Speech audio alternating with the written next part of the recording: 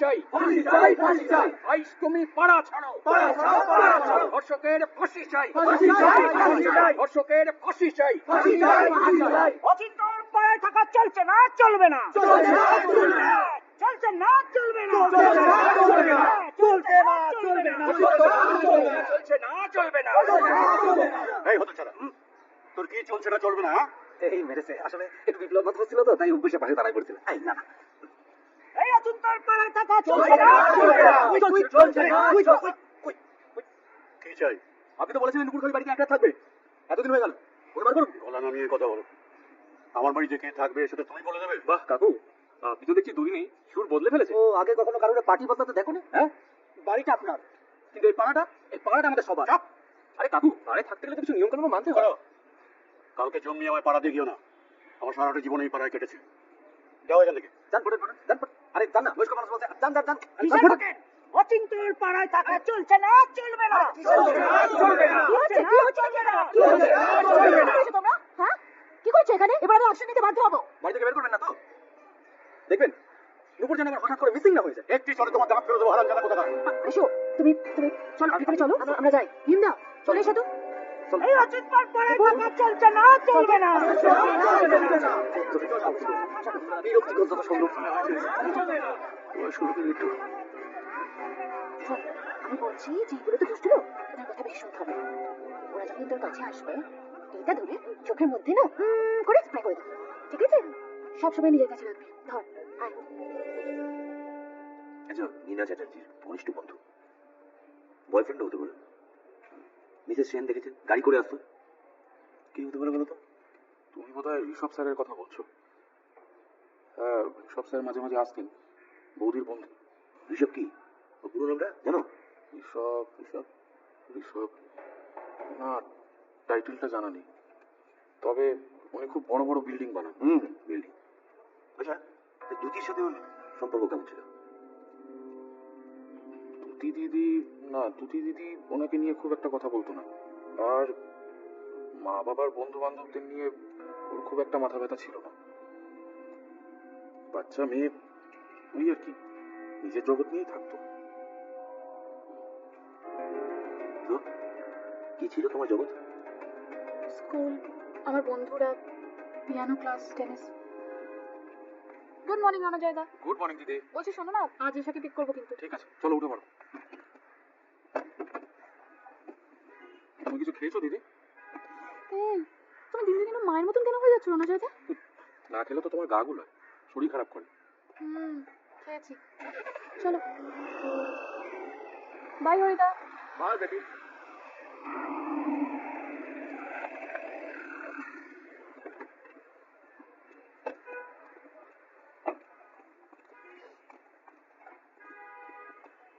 Ash, Ash, তাড়াতাড়ি আয় ash.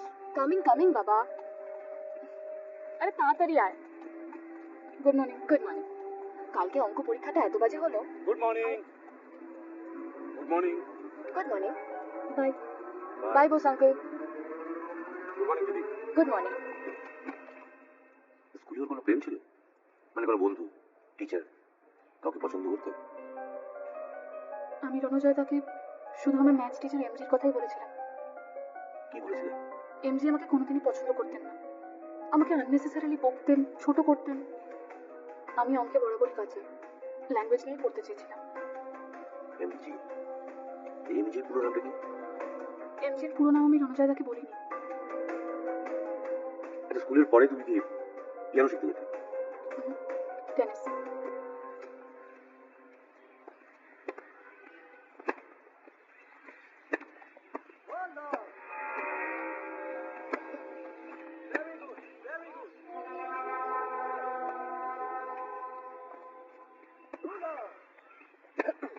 দেখ কি হট লাগছে, দেখ আজকে। তুই না নিজের চোখ দেখা। হ্যাঁ, প্লিজ চোর, তুই যা তো গিয়ে সার্ভ কর। আই উইশ আমার নেবার হতো। हाय, एक अच्छा सा स्पोर्ट्स ब्रा खरीद के दूंगा, कम मिलेगा। টেনিস, পড়াশোনা, বিটিএস, এই সব কিছুর থেকে আমার পিয়ানো বেশি ভালো লাগতো। আফটার টেনিস মঙ্গলবার, বৃহস্পতিবার আর শনিবার আমার পিয়ানো ক্লাসে যেতাম। আচ্ছা, এক মিনিট। বোস তো হচ্ছে এশাদের প্রতিবেশী, পিয়ানো ক্লাসে কি করছে? ওই পোস্টার ছিল ওদের পিয়ানো টিচার, মঙ্গল বৃহস্পতিবার শনিবার করে ওদের পিয়ানো ক্লাস নিত।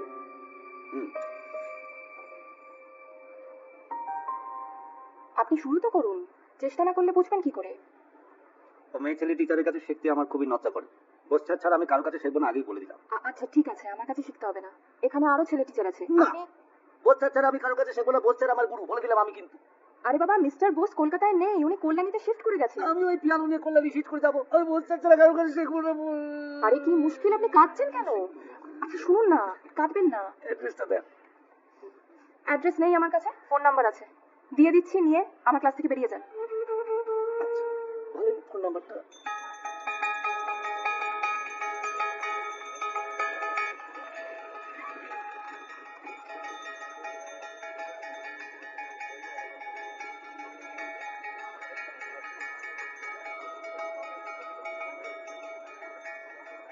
কি মনে হচ্ছে? পরশু থেকে তো হিয়ারিং শুরু। ক্রাইম সিনে যেতে পারলে খুব আনন্দ, জানিস? স্যারও বলছিলেন। আর আমি কোনটা ওই বাড়িতেই, কি জানি। পারমিশন পাওনি? না।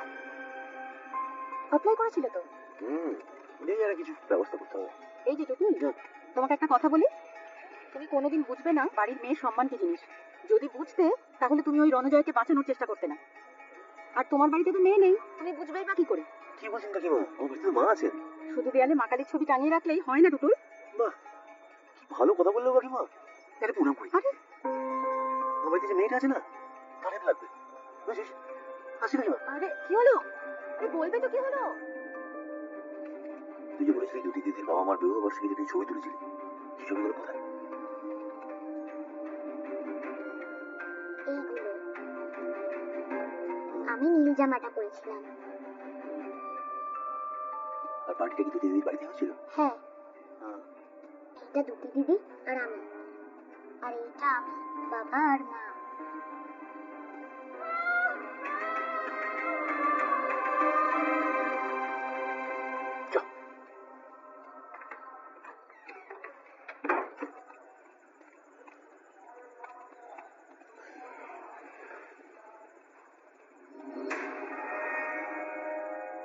কি হয়েছে ভাই? কি হয়েছে? চলুন, আপনার সাথে একটু কথা আছে।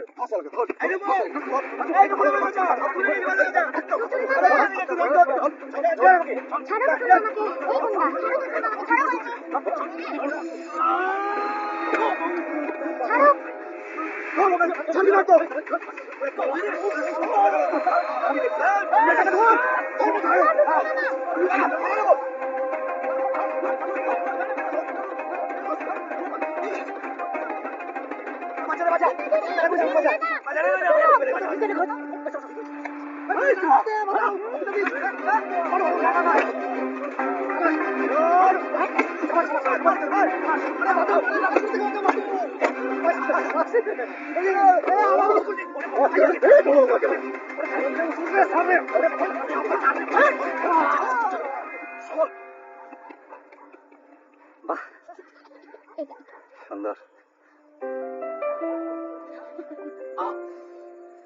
মারপিট করতে বলছি না তো, মানে দু তিনটে জোর থাপ্পড় তো মারতে পারতে। কি বলছিস? অচেনা লোকগুলো মারা যায় নাকি? তাও তো মেরেছি, একটা মেরেছি, খুব মেরেছি।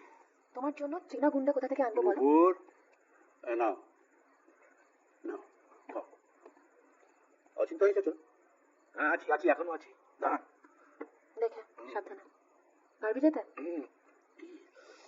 কি আবার? স্যার, আপনার কোর্টের একটা চিঠি আছে। স্যার, এখানে একটা সাইন।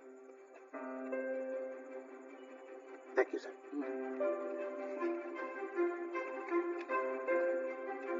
কি ব্যাপার গো, কার চিঠি?